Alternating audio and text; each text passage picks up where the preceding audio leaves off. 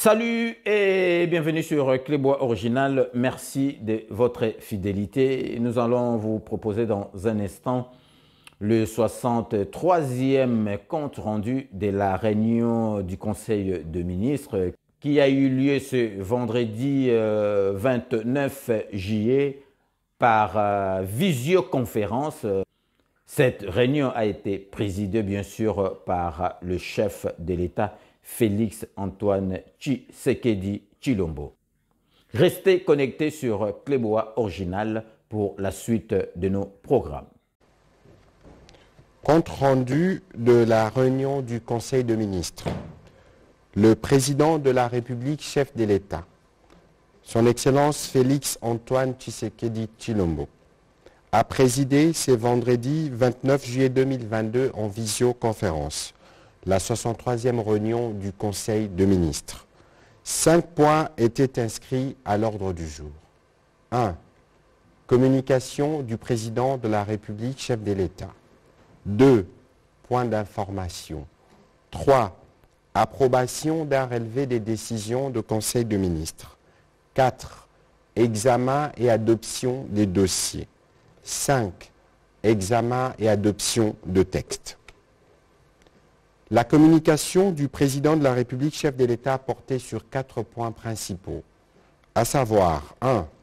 Au sujet de manifestations de violence contre la MONUSCO, le président de la République a d'abord exprimé sa compassion et sa solidarité aux familles des Congolais et celles de casques bleus décédés à la suite de manifestations contre les installations de la MONUSCO dans les villes de Goma, Butembo et Uvira.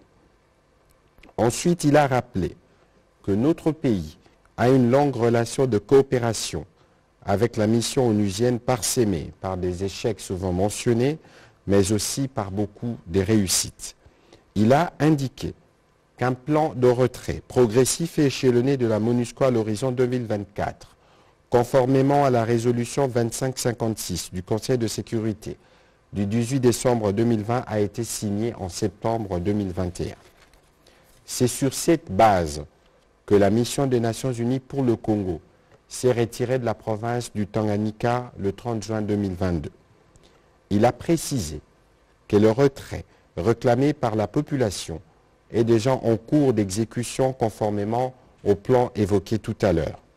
Une communication appropriée devrait mettre les populations à l'abri de la manipulation des ennemis de la République qui agitent les spectres du retrait de la MONUSCO, non pas par amour pour le Congo, mais plutôt pour servir leurs propres intérêts. Dans la même veine, le président de la République a aussi déploré et condamné les violences observées récemment dans la province du Tanganyika. Justice doit impérativement être faite pour toutes les victimes tombées au cours de ces manifestations. C'est ainsi que la ministre d'État, ministre de la Justice et garde de Sceaux, a été chargée de s'assurer de l'aboutissement rapide des enquêtes en cours qui impliquent l'auditorat militaire ainsi que le service spécialisé de la mission des Nations Unies en République démocratique du Congo, MONUSCO. Un rapport est attendu au prochain Conseil de ministres quant à ce. De son côté, le vice-premier ministre, ministre de l'Intérieur, décentralisation, sécurité, affaires coutumières, a été chargé de veiller scrupuleusement à l'encadrement de manifestants.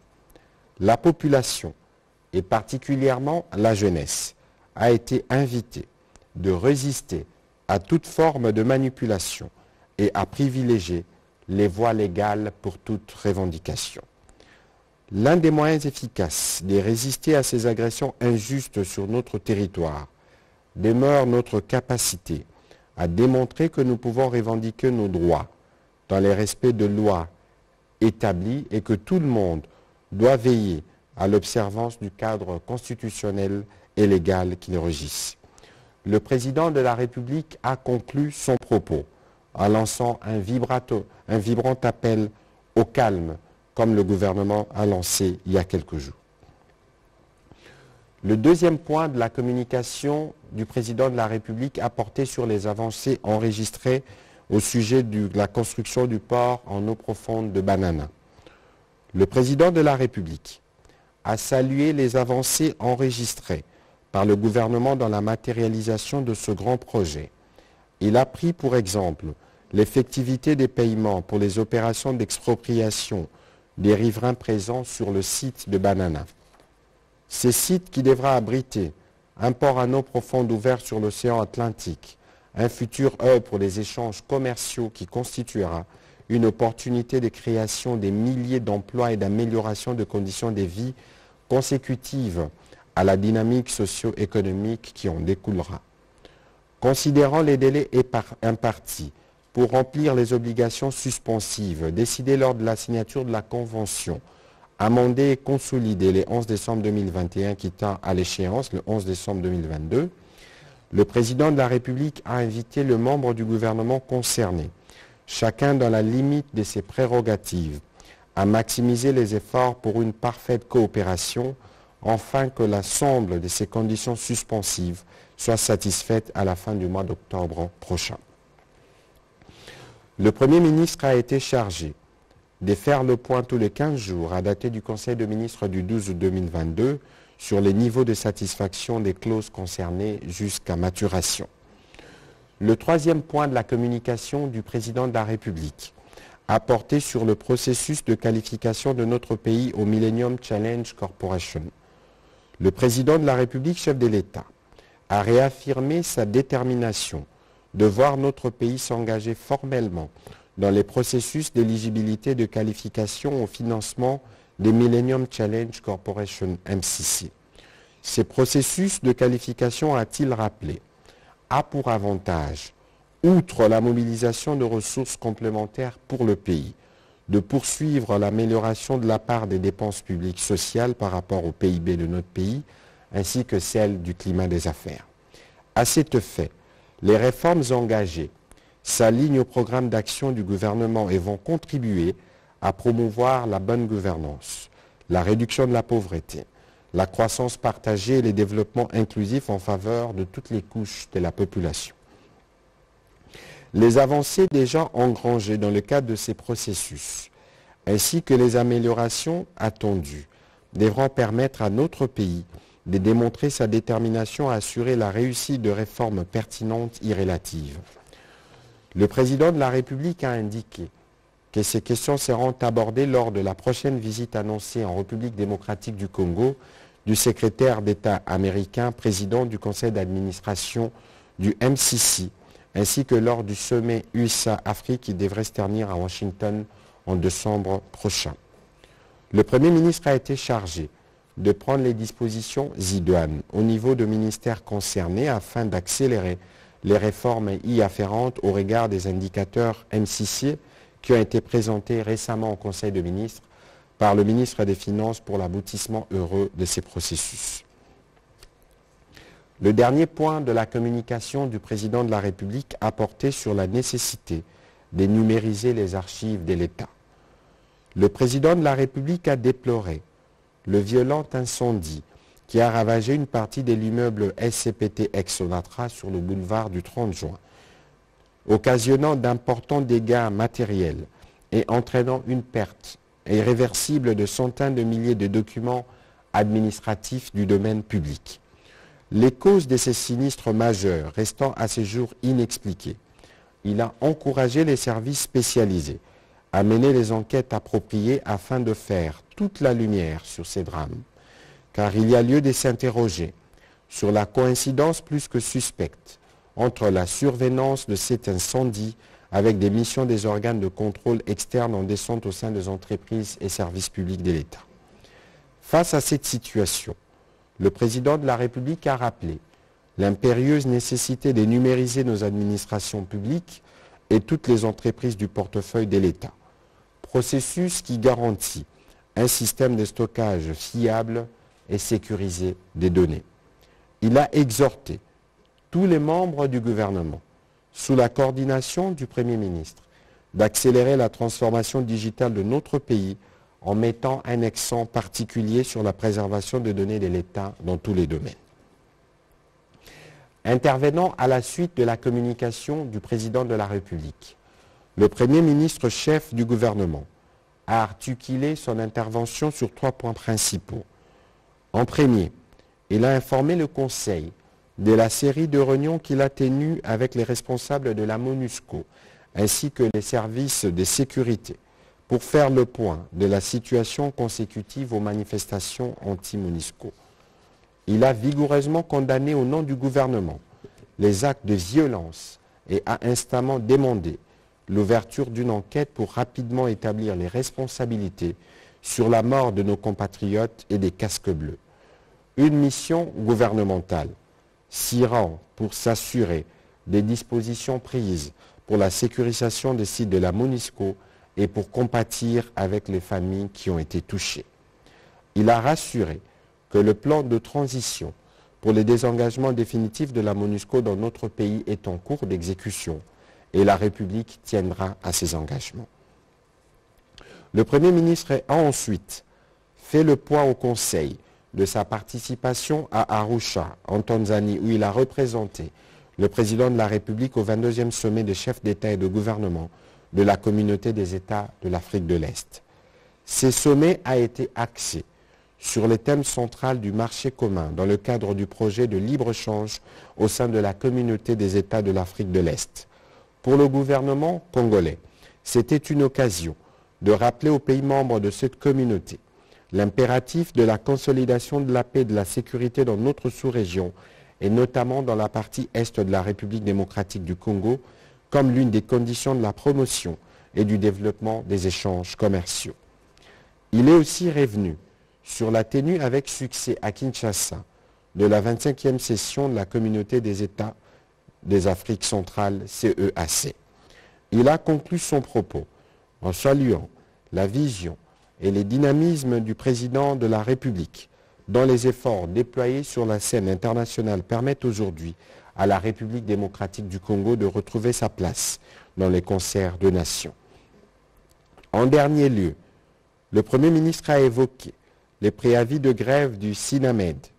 Il a pour ce faire demandé aux ministres sectoriels concernés par les accords de Bibois de lui faire un rapport dans les meilleurs délais pour que rien ne soit perturbé dans ces secteurs importants de la vie nationale. Au deuxième chapitre du Conseil de ministres de ce jour, relatif aux points d'information, le vice-premier ministre, ministre de l'Intérieur, Sécurité, Décentralisation et Affaires coutumières, a informé le Conseil de l'État du territoire, qui reste dominé par la poursuite des opérations militaires contre les groupes terroristes et autres forces négatives dans le Nord Kivu et en Ituri. L'état d'esprit de la population a été caractérisé cette semaine par l'organisation de manifestations dans la partie est du pays réclamant les départs de la MONUSCO, ainsi que la tenue le 25 juillet 2022 de la 21e session ordinaire de la conférence des chefs d'État et de gouvernement de la Communauté économique des États de l'Afrique centrale, CEAC. Il a également porté à la connaissance du Conseil des informations sur la situation sécuritaire dans certaines provinces.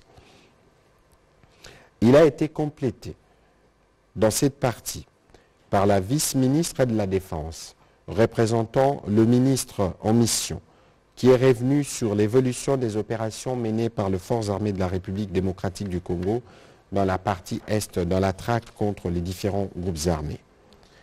À son tour, le ministre de la Santé, Hygiène et Prévention a présenté la situation générale de l'épidémie à Covid-19 en République démocratique du Congo. Celle-ci reste stable et contrôlée sur l'ensemble du territoire national.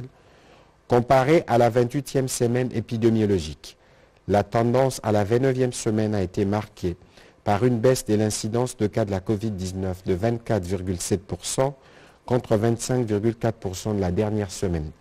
Une hausse du taux de positivité des tests Covid-19, passant de 3,6 à 4,49%, et une baisse du nombre de nouveaux cas importés par rapport à la semaine 28, 13 cas. Par ailleurs, 80 personnes ont été déclarées guéries et aucun décès n'a été notifié au cours de ces dernières semaines. Au 26 juillet 2022, le ministre de la Santé publique a indiqué que 3 806 618 personnes, soit environ 7,05% de la population, ont déjà reçu au moins une dose de vaccin contre la Covid-19. et 2 471 211 personnes sont complètement vaccinées. Tenue des assises de la 23e session de la Commission des forêts et de la faune sauvage pour l'Afrique et de la 7e semaine africaine de forêt et de la faune sauvage. La vice-première ministre, ministre de l'Environnement et Développement durable, a soumis à l'approbation du Conseil de ministres l'organisation de la 23e session de la Commission des forêts et de la faune sauvage pour l'Afrique et la 7e session de la semaine africaine de forêt et de la faune sauvage, assises qui doivent se tenir du 22 au 26 août 2022.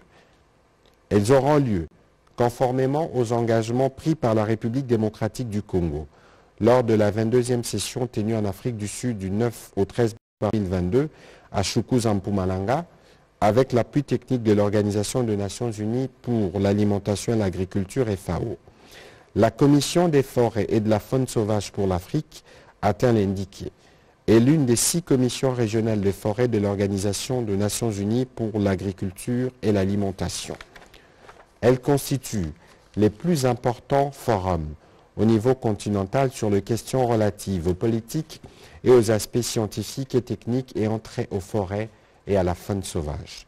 Ces délibérations donnent lieu à des recommandations particulières adressées au comité des forêts, à la conférence régionale de la FAO pour l'Afrique et au gouvernement des États membres.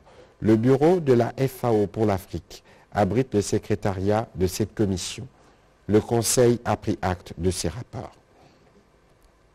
Mise à la retraite des agents de carrière des services publics de l'État. Le vice-premier ministre, ministre de la fonction publique, modernisation de l'administration et innovation du service public, a fait l'économie du projet de la politique de retraite, en rappelant que lors de la 51e réunion du Conseil des ministres du vendredi 29 avril 2022, le président de la République, chef de l'État, avait instruit son ministère de prendre des dispositions de mise à la retraite des agents de carrière et services publics de l'État. Notre gouvernement, a-t-il indiqué, ambitionne de faire de la retraite un processus régulier qui prévoit pour chaque année civile un nombre déterminé d'agents devant partir à la retraite.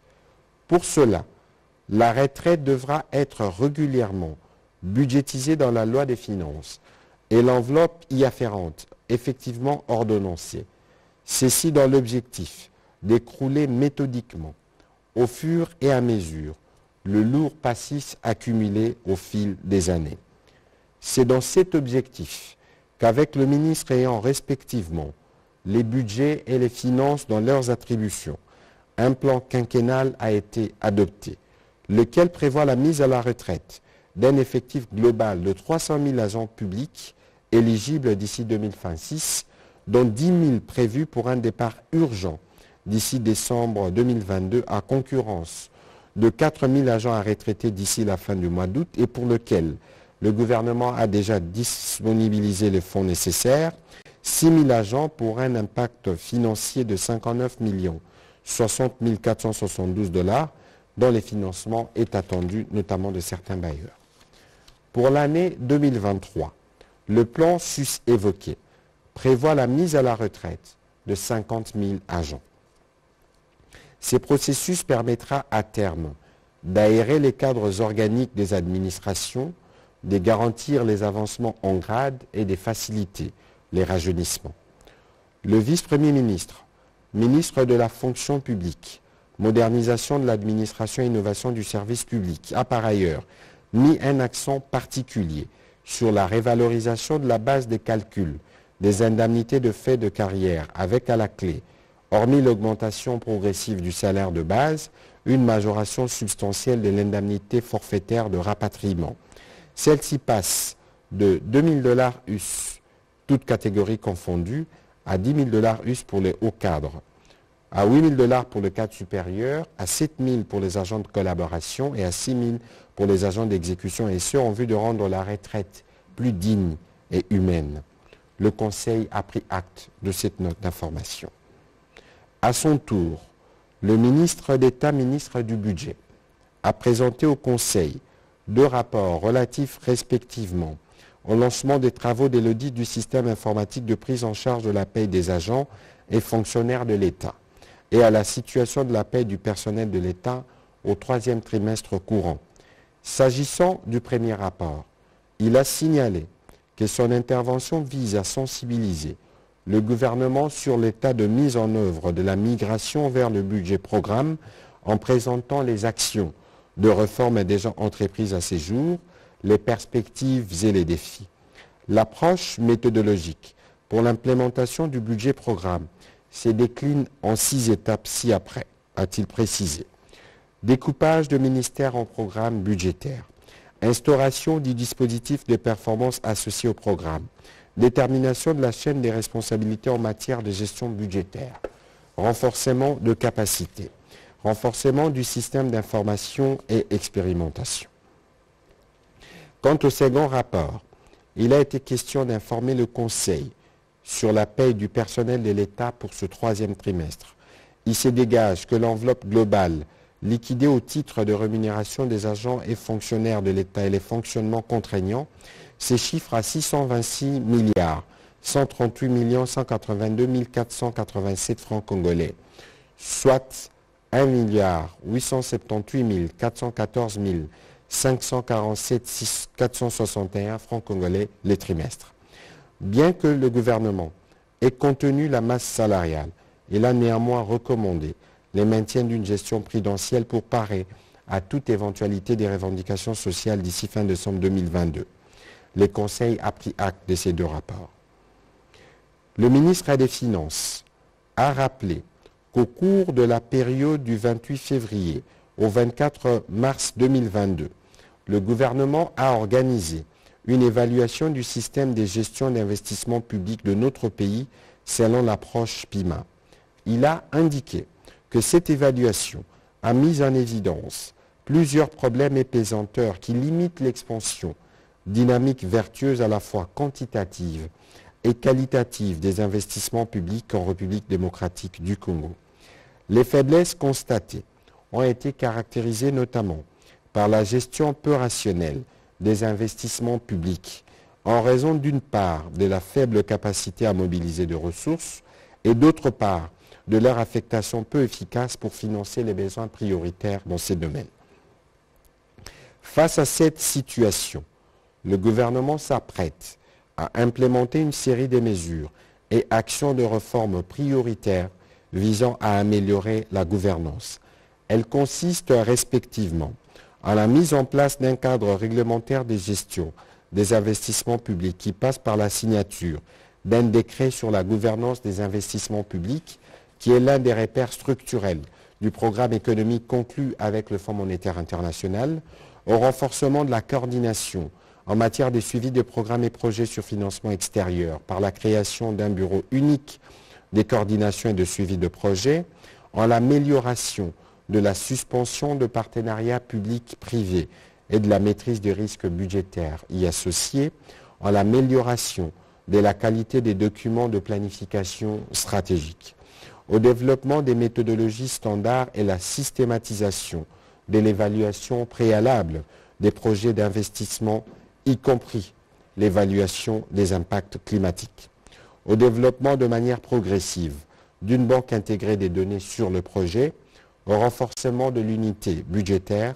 en l'assurance de la couverture de besoins en entretien par l'adoption des méthodologies standards et au travers d'évaluation de l'augmentation des besoins liés au changement climatique et enfin au renforcement de la coordination des dépenses en capital entre le pouvoir central, les provinces en lien avec le processus de décentralisation.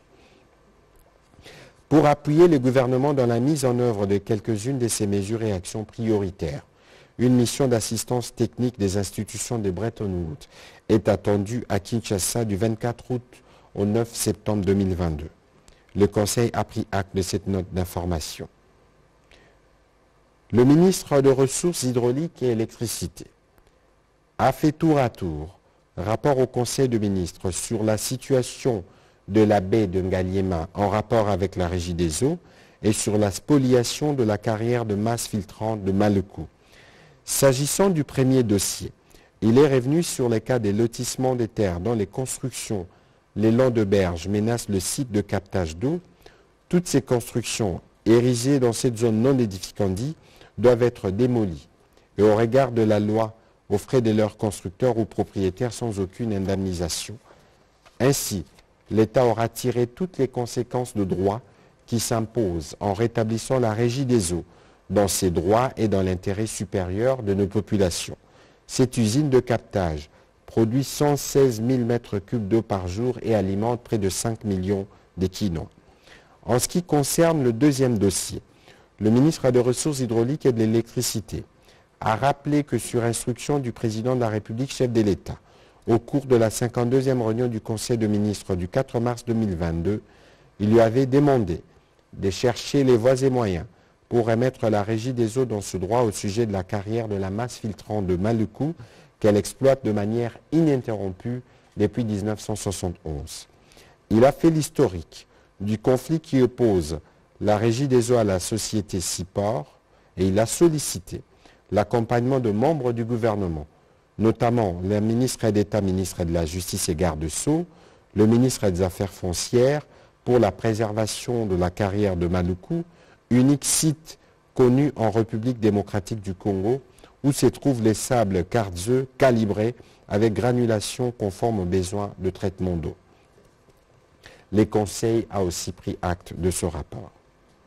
Au troisième chapitre du Conseil de ministres de ce jour, relatif à l'approbation d'un relevé des décisions du Conseil de ministres, le Conseil de ministres a adopté le relevé des décisions prises lors de la 61e Conseil de ministres tenu le vendredi 15 juillet 2022.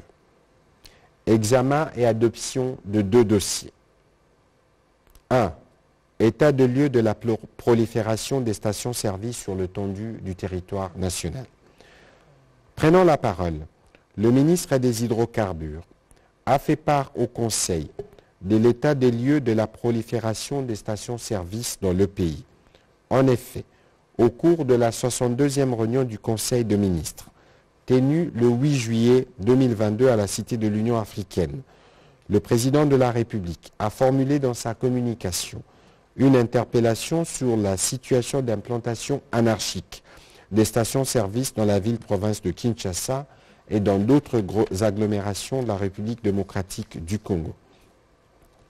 À la date du 25 juillet 2022, les données recueillies font état de l'existence dans la ville de Kinshasa de 245 stations-service, dont 204 opérationnelles, 21 en construction et 20 en arrêt. La situation est quelque peu incontrôlée, a reconnu le ministre. Face à cela, le ministre des Hydrocarbures a proposé quelques mesures, notamment l'obtention d'un moratoire sur la délivrance des titres des stations-service en attendant l'harmonisation de vue des ministères sectoriels concernés. Il s'agit ici des autorisations de bâtir et de permis de construire.